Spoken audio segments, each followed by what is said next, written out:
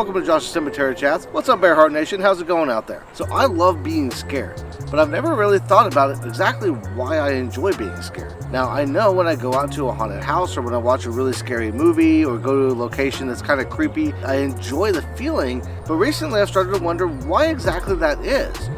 What is it about that feeling of being scared that I like so much? So I started looking into it to try to figure out exactly what it is that kind of drives that desire to be scared and enjoying that feeling. And I think from what I was able to kind of research, the most likely explanation has to do with adrenaline. So adrenaline is something that most of the time you connect with things like extreme sports, and you think of like adrenaline junkies, people who jump out of airplanes or do base jumping, that kind of stuff, that are chasing that adrenaline high. You don't really normally think of it when it comes to ghosts and haunts and haunted houses and Halloween and that kind of stuff. But from everything that I can tell, adrenaline is very, very tied to the fight or flight response that's triggered whenever we're in a situation that seems to be kind of spooky or scary. And that can include haunted houses, that can include scary movies, that feeling of dread, that feeling that something could possibly hurt you, and you kind of get that adrenaline rush that gets your body ready for fight or flight. So if you don't know anything about the fight or flight response, a very basic breakdown of it, essentially it's an evolutionary mechanism that we adapted over time that allowed us to survive in situations that we may not have otherwise survived in. So for our ancestors, if they saw something in the bush that was moving, the fight or flight response would be the thing that would either get them ready to fight whatever might be coming out of there as a potential predator, or run away and get away from that potential predator to survive and live to fight another day. Nowadays, we don't have to live in constant fear of predators in the bushes. There are situations where fight or flight could be triggered in the real world, but for the most part, most of us kind of live our day-to-day lives and we go about it. We live in a comfortable home, we drive a vehicle, we don't have a lot to worry about when it comes to natural predators. But that fight or flight response is still ingrained in us, and the adrenaline rush that comes with it is also ingrained in us. Now, for adrenaline junkies, when they're chasing that high over time, it kind of gets harder and harder to find it.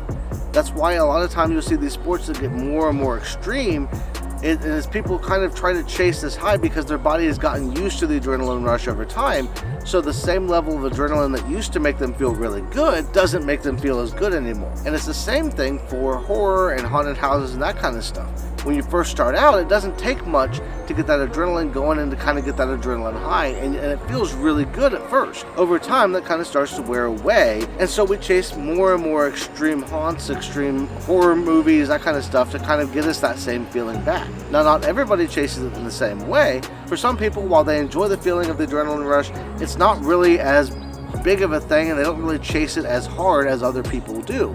It's the same way with extreme sports. There's people that will stop at jumping out of an airplane with a parachute, and then there's people that will go all the way to jumping out of an airplane with a bungee cord or something. I don't think that that's an extreme sport, but you get the point. Is some people will chase more and more extreme stuff, and some people will just kind of let it go as it is.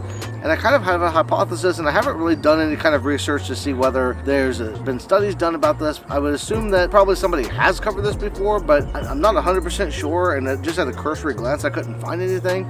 But it would be interesting to see, first of all, if there's a difference between the kind of person that chases an adrenaline high through extreme sports versus the kind of person that chases it through horror movies and haunted houses and that kind of thing. But it would also be kind of interesting to see if there is a difference in the kind of person that only likes to be scared around Halloween, around October, when during spooky season, and the kind of person that chases that high all year long. And if there's a difference in the kind of movies that they like, if there's a difference in the kind of things that actually scare them, I think it would be kind of interesting to see just whether or not there's a difference there between the kinds of things that people chase, if it's all adrenaline.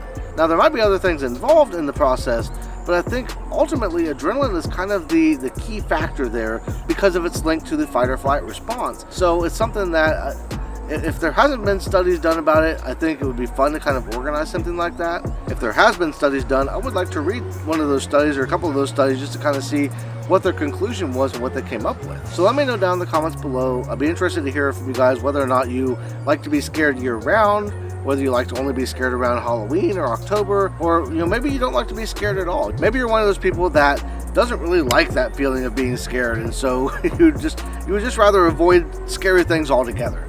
So let me know that down in the comments below as well. So I've been out here filming for a little bit. When I first started, it was a lot chillier. It's kind of warmed up a little bit, but it's still kind of nice outside. So we had a cold front come through the other day, and it kind of brought the temperatures down finally from where we were about 93 the other day.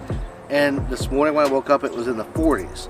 So it's starting to feel a lot more like fall. The leaves should be changing here soon. But if you notice, I'm actually wearing a sweatshirt this time. It's sweatshirt weather, and that's the best weather for me. I love this time of year because of that. And of course, I've got this awesome sweatshirt that you can also get at the Bear Heart Nation store. So you'll see that link down in the description below. You can go check that out if you want to get some Bear Heart Nation merch. I've got this over here, a couple different kinds of sweatshirts on there. And I'm planning on adding a couple other things here in the next couple of months as we get into more of like closer to Christmas and that kind of stuff. I've got some ideas. So keep an eye out for that if that's something that you're interested in. It helps support the channel and you get a little something cool for it. Another way to support the channel if you're interested is the Patreon. So you can head over there. I've got a bunch of different perks. I've got a bunch of different stuff that I've been adding in. I've got some new things that I've been planning and working on to get implemented as far as other ways to be a part of Bear Heart Nation outside of just Patreon. But Patreon's a good place to start if you are interested in supporting the channel from that aspect.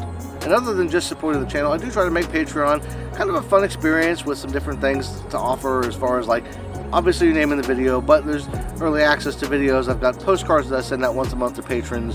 I've got some other different things, some Christmas cards and that kind of stuff. So if that's something that you think sounds kind of cool that you might be interested in checking out, go check it out. You can sign up for as low as $3 a month, and it really helps support the channel. It helps support all the different work stuff I've got going on, because there's a few things that I have in the works, one of which has actually already started. If you've been watching videos for a while and you haven't been watching all the way to the end, you've probably been missing it. So that's something to keep an eye out for. It's something that's going to be coming out over the course of the next couple of months. It's kind of a continuation of something that I've been working on for the past year or so.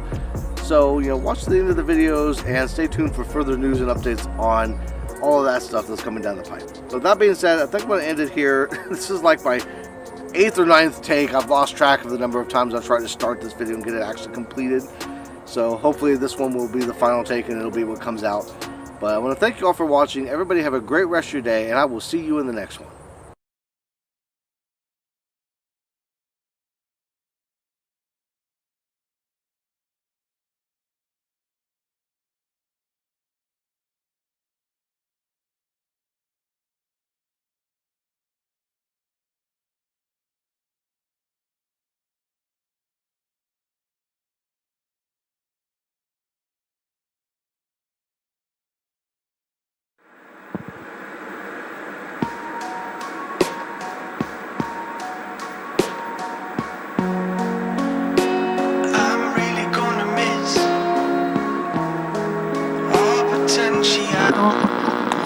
The leaves are turning brown,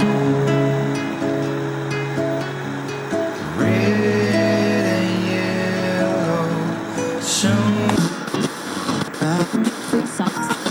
In local news, police in Killbuck are looking for information about a grave robbery that took place over the past weekend. A century-old grave showed signs of being disturbed, and upon investigation, police were able to determine the arm and leg bones of the deceased were missing. Anyone with information regarding this crime should reach out to the Killbuck Police at 740